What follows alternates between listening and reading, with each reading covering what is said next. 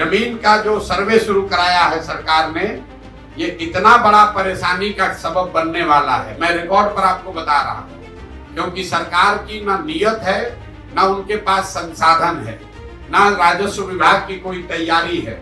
इन्होंने बोतल से जिन का पिटारा खोल दिया, सबको बता दिया आइए आपके जमीन का सर्वे होगा।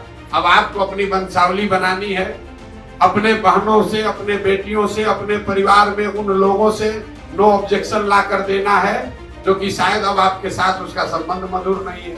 किसी का जमीन किसी के नाम पर चला जाएगा, जो जोत है उसके पास मालिकाना हक उससे छीन लिया जाएगा, जिसके पास मालिकाना हक है उसको डिस्प्यूट में डाल देगा, तो फिर आप जमीन बेच ही नहीं पाइएगा। हर पंचायत में, गांव में, हर परिवार में झगड़ा लगाने का ये पूरा नीतीश कुमार ने उपाय कर दिया है। अभी कुछ दिन पहले बिहार में लैंड का डिजिटाइजेशन हुआ। जब डिजिटाइजेशन हुआ तो बिना तैयारी के एक आउटसोर्स एजेंसी के लोगों को दे दिया गया कि लैंड के रिकॉर्ड को डिजिटाइज कीजिए, और लोगों को बता दिया गया जितना एंट्री करोगे उतना पैसा मिलेगा। तो हड़बड़ी में रजिस्टर 2 का जो डिजिटाइजेशन हुआ, तो आपका जमीन दूसरे के नाम पर, भाई का जमीन भतीजा के नाम पर चढ़ गया, उससे पूरा नीचे कोहराम मचा। तो अब सरकार ने फिर आनंद फानंद में निर्णय लिया कि अब जमीन का सर्वे किया जाएगा, लेकिन सर्वे करने की कोई व्यवस्था, कोई सिस्टम बना नहीं है।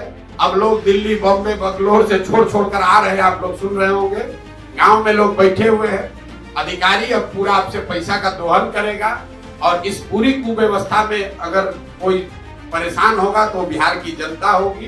तो आप ये लिख कर रखिए, 6 महीना के अंदर, मार्च अप्रैल आते आते बिहार के समाज में सबसे बड़ी चर्चा और परेशानी का ये सबब बनने वाला है।